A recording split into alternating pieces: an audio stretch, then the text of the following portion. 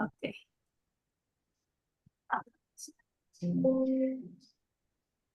And could you please tell me, Tessa, if I'm over 5 minutes, because I'm not seeing my time, just so you keep me. Thank you very No much, problem. Deepa. I think we have heard a good sort of scene setting of. There was some.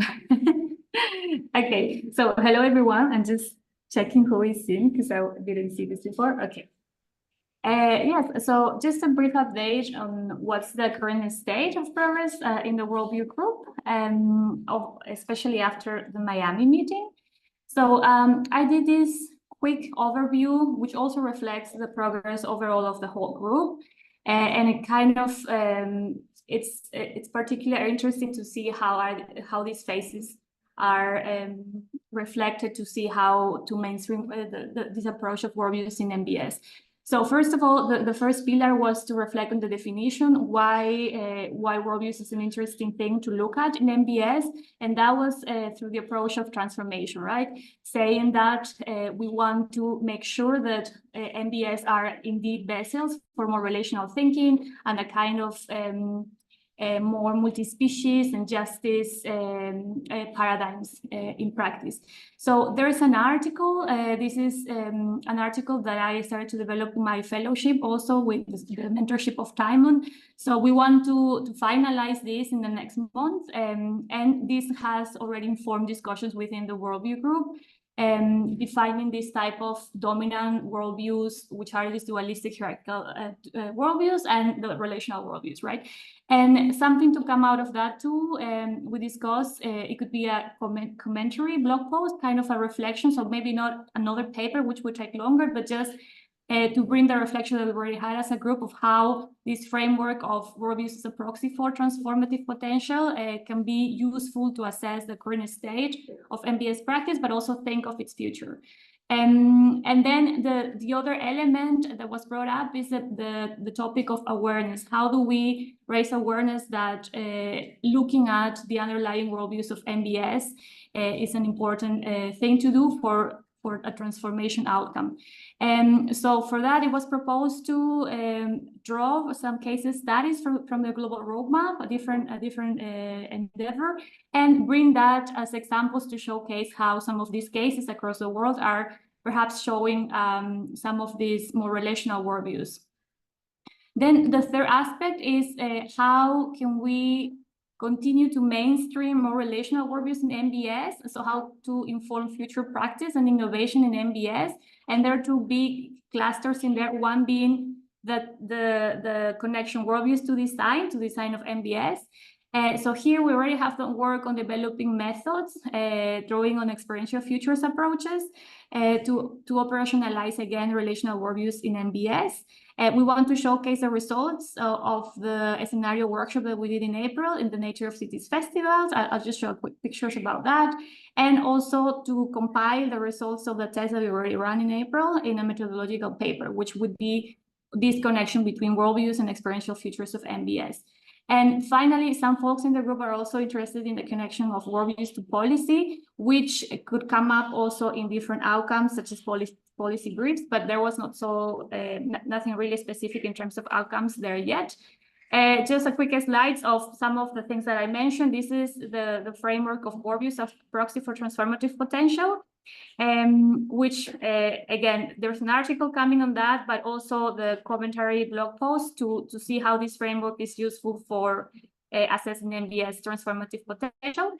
I'll just run quickly through that. This is the method that I mentioned, the method that we already tested back in April last year. And this is a method to test this relation, right? The relationship between dominant worldviews, which are also evolving. And in this case, we made the point of combining ecofascism with post-anthropocentric capitalism to see how that would inform. In this case, it was MBS for light pollution. And another group was doing the same game, combining multi-species thinking with regenerative and degrowth economies. And again, showing how that would inform the design of MBS for light pollution in future scenarios. There were two scenarios outcomes of that, and we're gonna choose one of those. Sorry. Oopsie.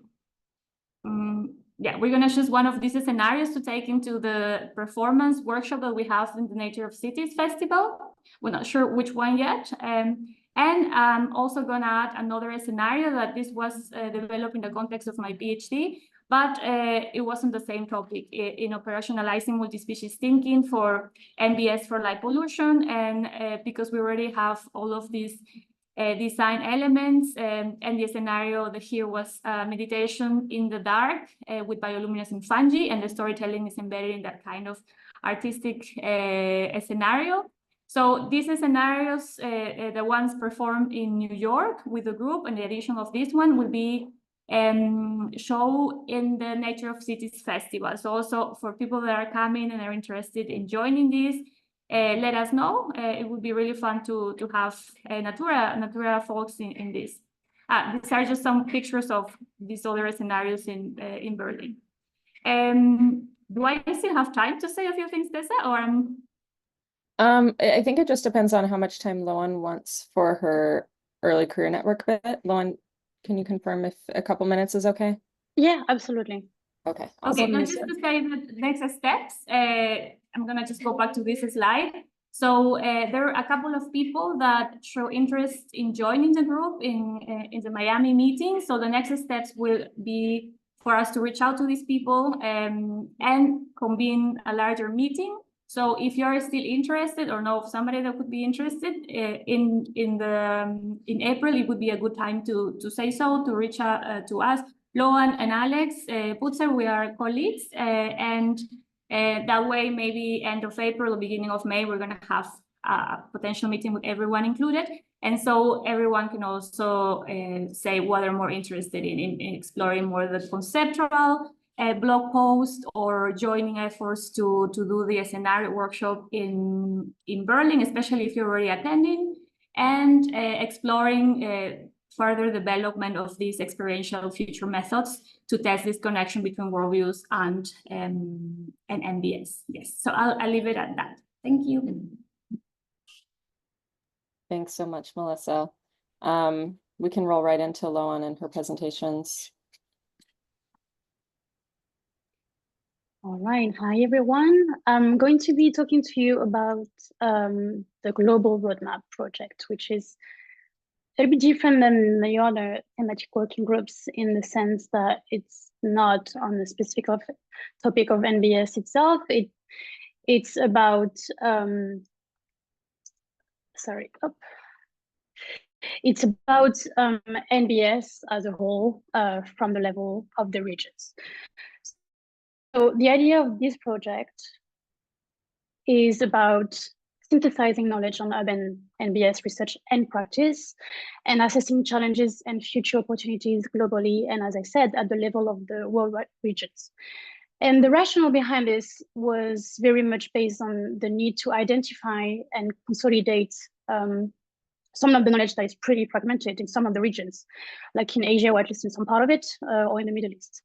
But it's also about building a complete global picture that is not necessarily centered on the usual suspects, like in Europe, and to give this global overview, to be able to see where lessons are comparable across regions. So we work with 7 regions, and we have built a team for each of these 7 regions, which have been working together for the past 15 months or so. And so we work with 2 main streams of work. The first one, which is in orange, which we call task 1, is about synthesizing and assessing the state of urban NBS in academic research. So we are looking at things like research trends, which are the topics that are most researched in each region, and which are the knowledge gaps. The second one, which you have in the red boxes, task 2, is about building regional profiles of the practice of NBS. And what we mean with practice is anything ranging from policy, planning, and implementation. So the kind of questions we ask ourselves is, who are the driving actors? Is it local governments? Is it citizens? Is it institutions from outside the region that influence the region? What are the implementation challenges on the ground? Is it funding? Is it monitoring? Yes, but what exactly monitoring? Or what types of projects are typically implemented? Do they use the language of NBS, or do they use other type of terminology? And so the point overall, when we bring these two tasks together, is to build this global picture that I mentioned to eventually be able to pull lessons across regions. So we're going to be asking things like what NBS approaches work best in coastal cities or in arid cities. Can arid cities from one region learn from arid cities from other regions? And all of this is to inform a wide range of target audiences, but that includes researchers, actors like policymakers within those regions as well. So we have made progress on those two first tasks, but all hands meeting, which actually started with a workshop 2 days before, which was focused on the global roadmap, was about comparing some of these preliminary findings across the region. So these are some snapshots of how the teams have started to workshop the findings and compare and contrast some of them across the regions. So the next steps for us is to refine our literature review, what I was mentioning as task 1, and finalizing the assessment of NBS in practice in the region, and to continue the cross-regional comparison. The types of outputs we are working on at the moment are 2 global reports, one that will be high level and one that is more focused on policymakers, which will be a synthesis also of the high level global one. And we will be publishing a series of regional reports, so one for each of the regions, as well as academic publications. So this is a very brief introduction to what we are doing. This is a quite big project, but I want to mention that we will be at the Nature of Cities, the festival that Melissa also mentioned for the Worldviews. We will be at both the virtual and the one in Berlin.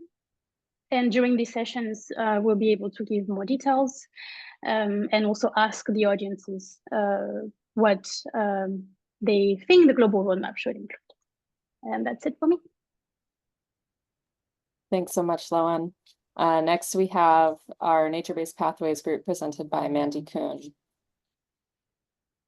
Thanks, Tessa.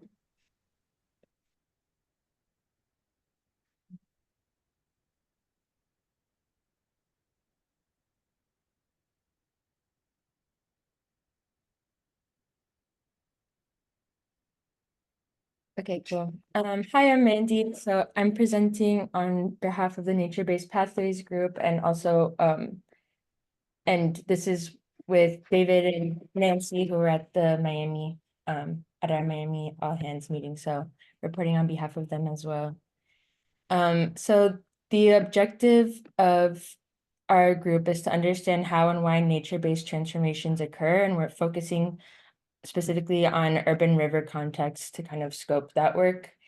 And we hadn't connected for a while, so we used our time in Miami to kind of work on a plan of action and hash out 2 main projects. One is a broad review of river change initiatives and the transformative capacities that support them. And then the second project is from that review, looking more in detail and choosing a few diverse cases to map those pathways and then understand more about how that change happens over time. So the first project is this broader review of river change initiatives. So our plan is to, with the support of the Global Roadmap folks, who I still need to connect with about this, but is to focus on a subset of river initiatives that y'all have identified. And then we're going to analyze governance and news documents to understand the strategies and actions that are currently being used to affect change in those initiatives. And then we'll use frameworks like this one from Holscher et al. To trace how governance actions contribute to sustainability transformations by creating capacities like the ones outlined here, like stewarding capacity, unlocking capacity, transforming, orchestrating capacity. And so right now we're working on creating that code book And that's something that we would love collaboration with from folks who are interested in working with us. And then the second project is from that review, identifying a few diverse cases to look at in more detail using like more of a longitudinal or pathways approach. So this is an approach that we've been workshopping in different conferences and workshops. So collecting narratives of change from folks that are directly involved in these initiatives and these river initiatives, and identifying some of the major phases in the story of how these changes occur. And then thinking about like why certain moments are transformative, where are the inflection points. And then this is an example from the Nature of Cities Festival a couple years ago, but then trying to understand the story in more detail and using these frameworks from the transformation literature to get a better idea of how and why transformations occur in different contexts. And yeah, this is just an example of one that we workshopped in another group. So right now we're kind of, we would love to collaborate with folks on either of those two projects. The first project, like working on this code book and this like analytical part. And then the second, if folks, I know, which I spoke with many folks at in Miami, but if folks are involved in any initiatives and would like to provide narratives, that would be awesome. So I'll link our Slack channel because we're going to reach out on Slack very soon, and also my email in the chat. Thank you. Thank you, Mandy. We have Design for Justice with Qingwen Chang next.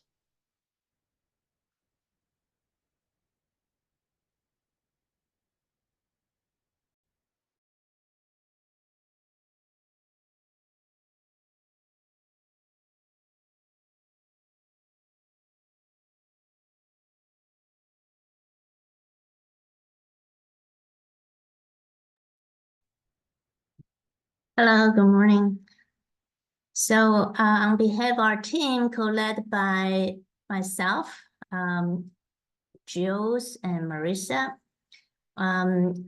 Jules and I, we attended the all hands meeting, and we had initially want to focus on the second project, but we have a chance to, or we are working on a manuscript to finalize our theoretical framework that we've been working in the past year.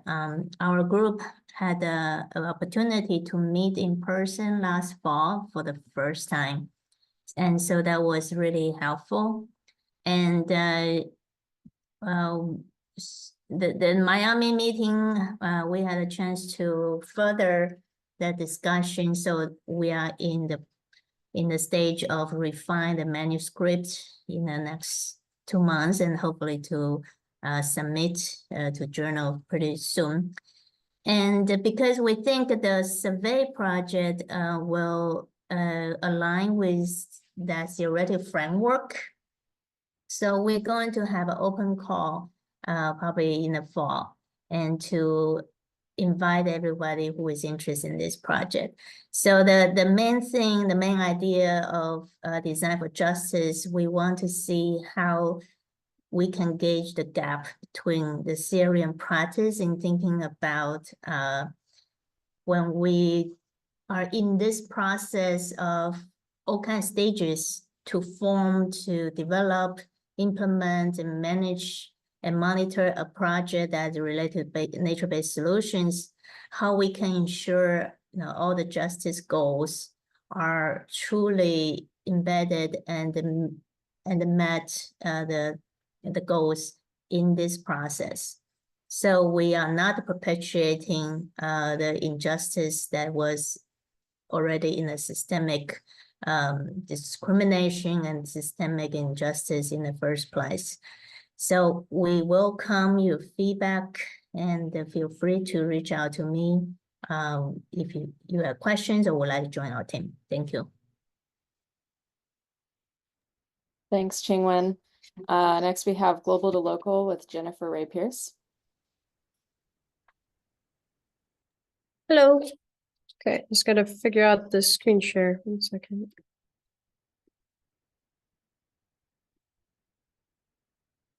Mm.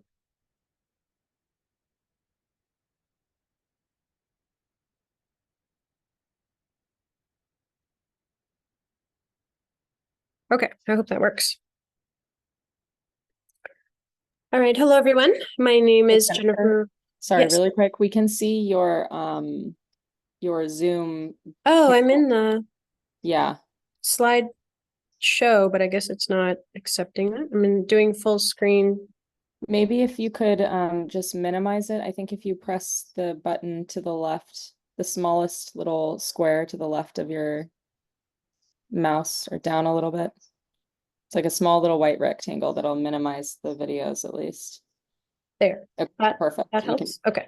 Wonderful. But you're not seeing it full screen when I hit the slideshow, I guess. Hit slideshow now. Let's see. Is Yes, it now. going full screen? Oh, great. Okay. So hello everyone, and today I'll be sharing the updates from the Global to Local Thematic Working Group. This group is co-led by myself and Laura Costodone, and our session at the All Hands meeting was co-developed by myself, Laura, and Leilani Minetti. The work that this group is currently doing is developing a guideline for practitioners that links them to both the work of other local governments and also global strategies and frameworks. So the aim of the project is to be able to help guide city practitioners through these frameworks and practices, particularly on measuring and improving their impacts on nature, so that we can link global frameworks with local action. So that's the global to local connection.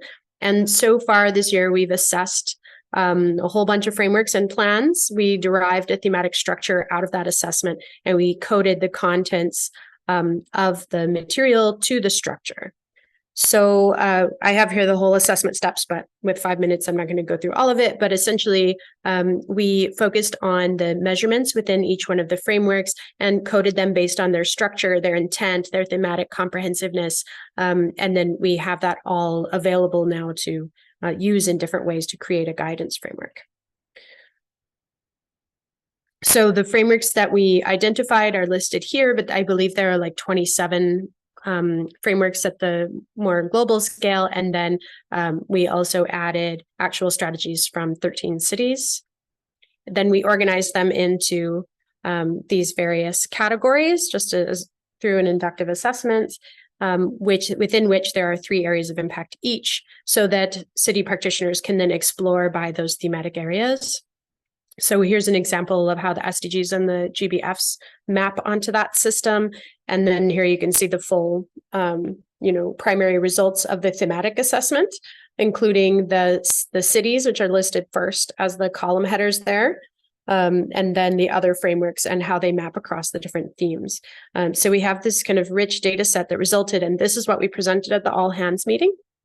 So the feedback that we received there was that the analysis itself looks useful and we should continue with our approach, but we should expand the number of cities that we're including, and we should also include other types of plans and not just biodiversity plans. And that the tool for practitioners should help them explore the results in a way that provides supporting facts that they can use to take to council to justify what they would like to measure and how they'd like to do that. We should match the results with the priorities that cities have, and we need to create a strong link with justice considerations embedded within the tool so that the city practitioners are seeing that direct link.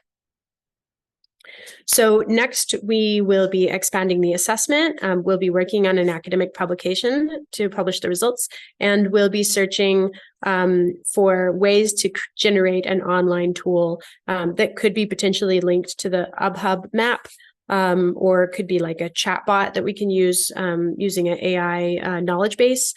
So we're exploring that and potential for funding for such a thing. So we are very open to people hopping in and helping with this project. So I have provided my email on the slide, and I'll type it also into the chat. Thanks very much. Thanks, Jennifer. Next, we have Philippa Grillo with the Urban Ecological Resilience Group. Thank you, Tessa. Hi, everyone. Okay. Hello. Hi.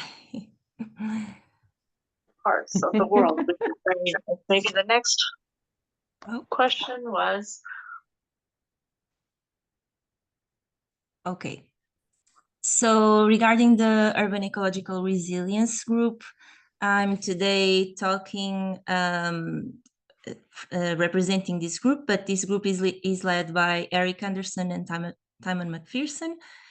And the objectives of this group is to discuss recent work on ecological resilience in urban areas, and also have a specific focus on traits and how they are used to assess ecological resilience, and also develop conceptual frameworks around traits that can assess this urban ecological resilience and people's relation to urban natures. And right now we are working on three different papers. The first is related with the development of a conceptual framework that links traits and ecological resilience. Then we also have a subgroup that is working on a literature review about traits and ecological resilience as well. And then we also have another subgroup which is starting to work on the development of a functional plant trait framework that is more focused around the human role. So for the first ongoing work related with the conceptual framework on traits and ecological resilience, we had the opportunity when we started the group to meet in 2022, I think, to start to discuss what we are going to do. And we were able to already publish this conceptual framework in a book chapter. But now what we want to do, and we start talking about this also in Miami, is to publish this and develop more this framework to be published in a scientific paper. And this framework basically aims to advance urban ecological resilience theory in urban sets, and also guide the use of traits-based indicators to assess ecological resilience to environmental change. So this is a subgroup of us that is working on this, and at the same time, another subgroup is working on this literature review, that the overall idea is to assess the state of knowledge about the role of traits have in the ecological resilience of urban areas, and also relate the results with ecosystem services that are provided by traits. And what we have seen so far is that most papers that are focused on traits in urban areas are basically focused on plants. And there is a limited research that bridges both the literature that is focused on ecological resilience and the literature that is focused on ecosystem services. And that the disturbances which are mostly covered by literature are related with heat and pollution. Then the third subgroup, which is developing this functional plant trait framework centered around humans, the overall idea is to develop this framework that analyzes the role of social and cultural processes in shaping traits and urban environments. And with this, we can understand and predict how traits are distributed and their abundance in the present and in the future, and understand the environment that plants will need to be resilient to, and also how this will in turn have consequences on the resilience of urban areas and ecosystem function and services supply. And this was so the meeting in Miami was very important to really start to focus more this framework and to see what we are going to do. And if you would like to reach, first, so the future plan is basically to work on these papers and finish them, and also maybe start thinking about a future proposal looking at traits and NBS. And finally, if you'd like to reach out, please write to Timon or Eric, and of course also me if you'd like to. And that's it. Thank you very much. Thank you, Philippa. Next we have Z Grabowski with Transforming Sets.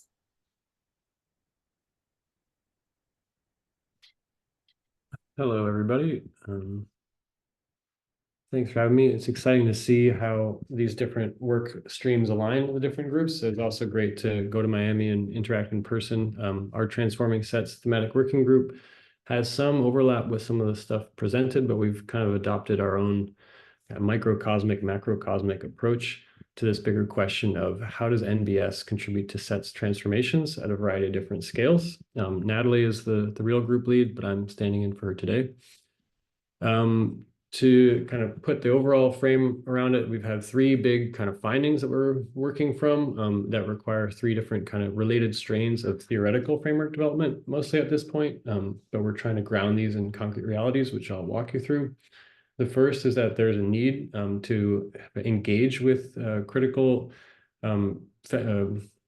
scholarship and feminist geography around the politics of care and this notion of careful justice, and blend that with these kind of socio-technical ethics approaches, which have come out of the STS literature, which has largely been omitted from the kind of thinking and elaboration of sets frameworks. So there's room for integration of existing scholarship that's addressing the same kind of topical question of how do we embed ethics within the design of complex systems.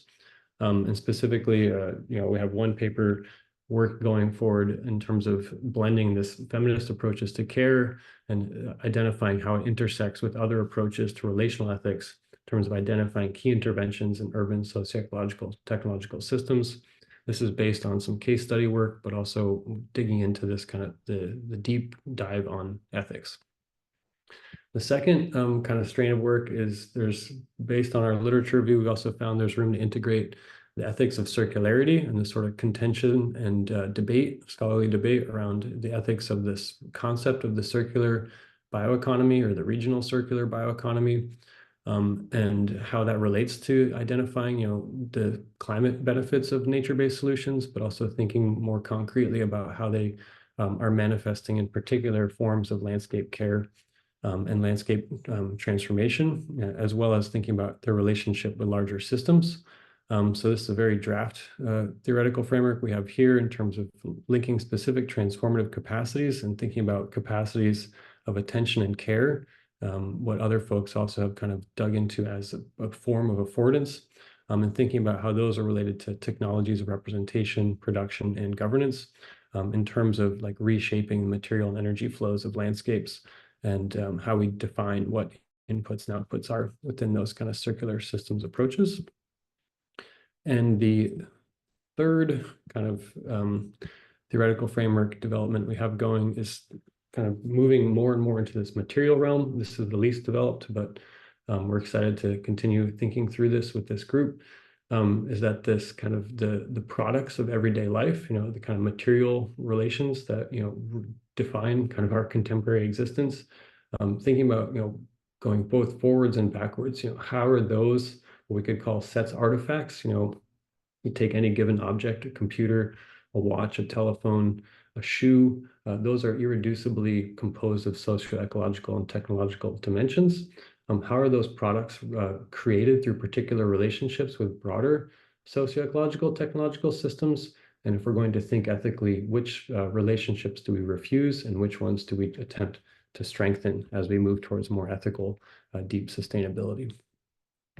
Key next steps we're working on here is this elaboration of the careful justice paradigm and dealing with the irreducible yet requisite complexity of urban sets. That's a paper that Natalie's been leading. There's actually two papers there, one's kind of farther along than the other. And Natalie's the lead on her. I have the email for her there. And another paper that's in progress fairly far along is thinking about how we're proposing to transform urban sets through NBS. What are the promises, pitfalls there? Essentially, this kind of three-part embedding ethics within systems approaches to inform planning interventions. So really thinking through how planning functions and what planning can and can't do. And then this more formative work on relational design and regenerative sets that relates to the other two findings in terms of the need to think through circularity and material relations. Happy to answer more questions or discuss. So thanks for the opportunity to share with you all today.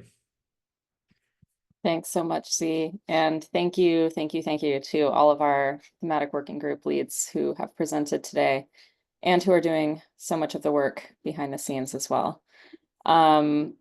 Now we have about 10 minutes or so for Q&A. So if you have any questions as a response to any of these presentations, please unmute yourself and speak up or put it in the chat.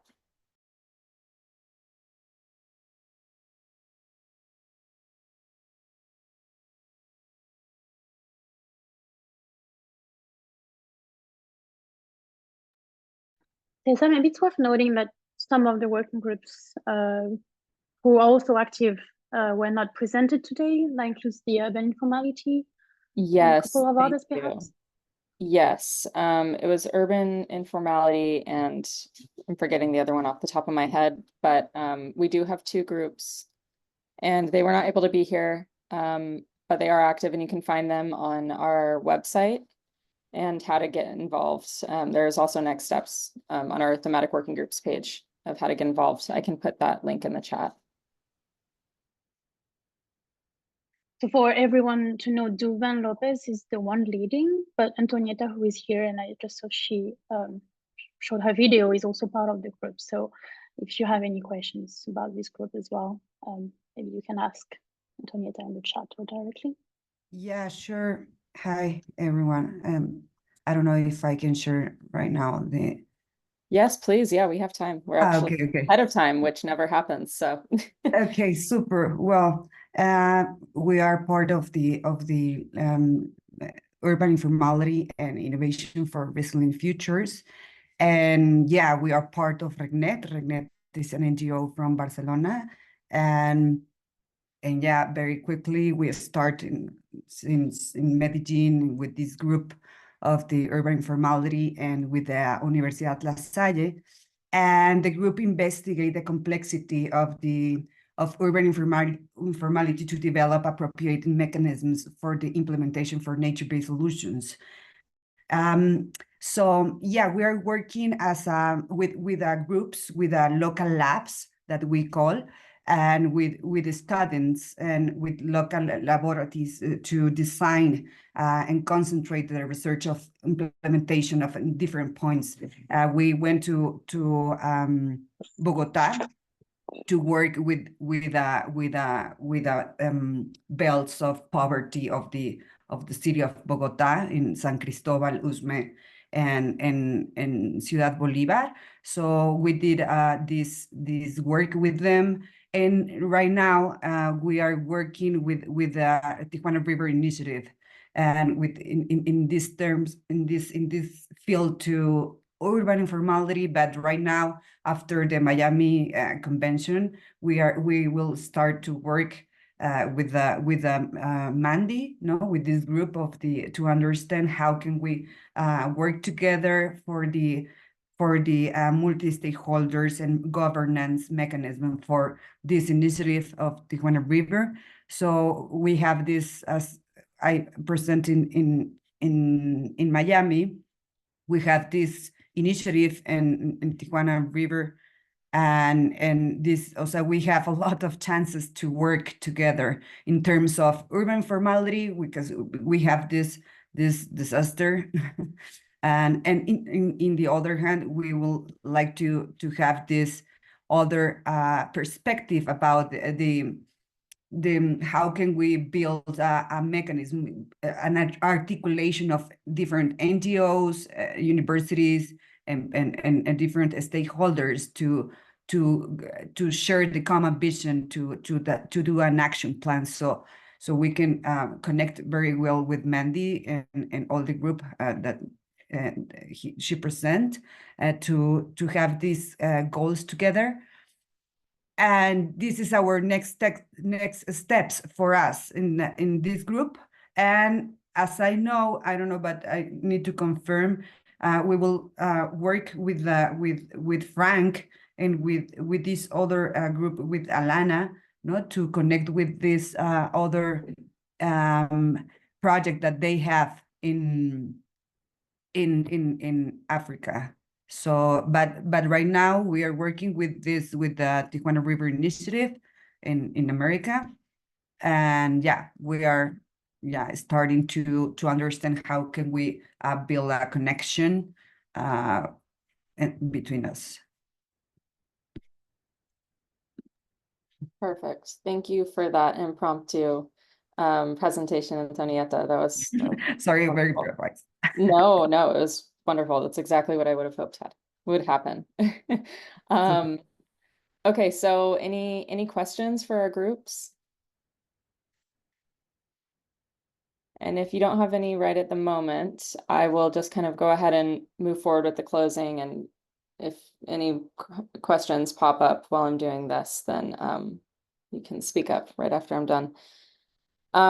So yeah, aside from our thematic working groups meeting at this all hands meeting, this was also an opportunity for our network to brainstorm how we might be able to keep NATURA active for years to come.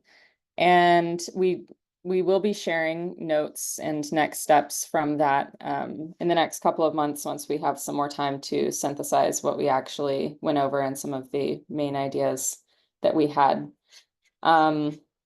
So I just wanted to say that as our meeting wasn't just all about thematic working groups, we also explored other things during this meeting as well.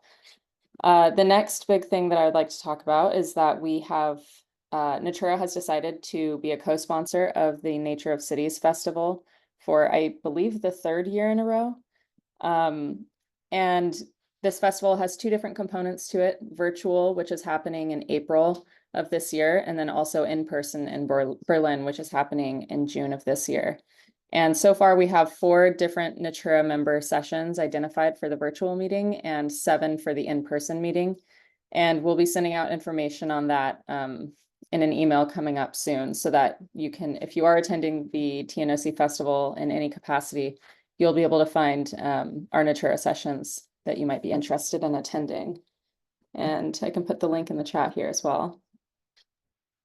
So that's the link. Tessa, on that note, our group also has a virtual and an in-person session at TNOC, and I don't know if we're on your list or not, but I meant to put it in my slides and somehow missed it. So that's for the global to local folks. Yeah. Perfect. Thank you, Jennifer. Yeah, I'll take a look and make sure that we have everyone in there before sending that email out. So next we have I wanted to talk about the NATURA progress survey that we have created. And we're using this survey to get a sense of how NATURA has played a role in increasing connection and collaboration within our partner networks over the years. So it would be great if you guys can fill that out if you haven't already, and I will also put that in the chat. That's all I have. I don't know if I'm forgetting anything, Loan. I feel like you probably have a clearer head on this than I do. No, I think there is maybe something to say about the early career network.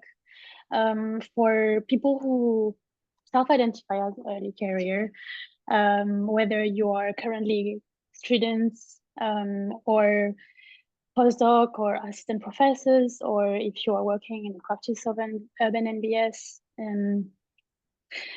you are very welcome to join our network. And you have received a lot of information and you have seen a lot of slides. So I'm just going to show you a few. I promise it won't be too overwhelming, but I did want to show a few things because it could be useful for some of the people. Can you see this? Okay. So the early career is one of the biggest groups of NATURA, and we, first and foremost, we aim at building a community where people can grow academically and any other sense of the way senses, and we have a number of projects and activities going on. Just to give you a very quick idea of the things we did in 2023, one of them involved a workshop we did in San Juan, Puerto Rico, where we experimented with a range of participatory methods in the context of San Juan. where a community is facing a river canalization project. And this informed, first of all, we gathered some of the findings in a blog of, again, the Nature of Cities, which you can find online. And this also informed one of the biggest projects we work with at the moment, which is called a compendium of participatory methods, which we mentioned earlier is going to be presented at the Nature of Cities Festival. But one thing that is particularly relevant to say here is that we have rounds of fellowships, and these fellowships are about exchanges where an early carer person goes to another institution for 6 or 15 weeks and work on a specific project related to urban NBS. And we have one of those coming up soon. And so what we'll be doing in the next weeks is sending a survey around the network to ask people if they are willing to host a fellow. And if they had already been in the list of fellow, to confirm again, this is something they can still do. The thing is, we have a mandate to include institutions based in the United States or people who are based in the United States to go somewhere else. But we also want to give opportunities for people who are outside. And so this is important for us to know who wants to host and in what capacity, so we can do this role of matchmaking, basically. We are aiming at getting started with the update of the list of hosts in the coming days. And we are dating the deadline for people to apply for mid-January. We don't have a set date, but there will be, sorry, not January, mid-June. And people in May can already start sending expression of interest. So we can also accompany some of the people who already know they want to apply, but need some support in terms of building a proposal, for example. So that's it. Tessa, let me know if there is anything else that you want to say about the fellowships themselves. No, we're just still kind of getting streamlined on next steps after this all hands meeting. It's always a big effort for the team to do these meetings, and we're still just getting reoriented and really trying to strategize our next the remaining time with NATURA, really. So yeah, we'll be sending out more information through email on the fellowship, and yeah, please be on the lookout for that. Any questions that have bubbled up while we were doing these last oh yeah, okay, Laura, yeah, please. Yeah, sorry, I don't turn on the camera because I'm quite sick today.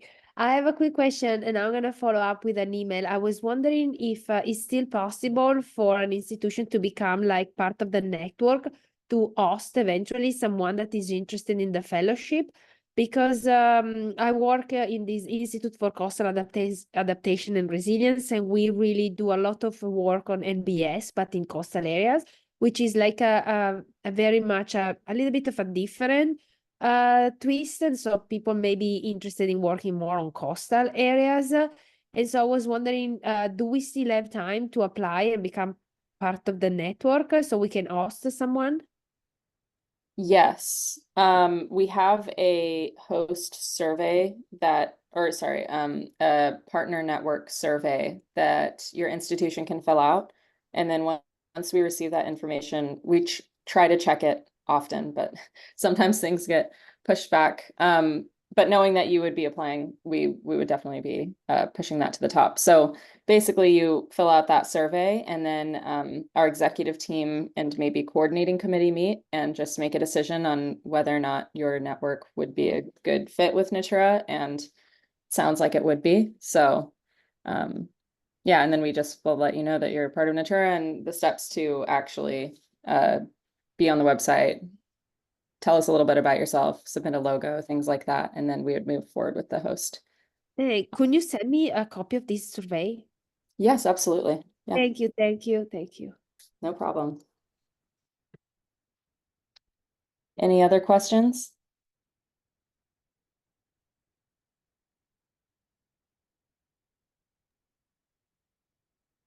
Alrighty.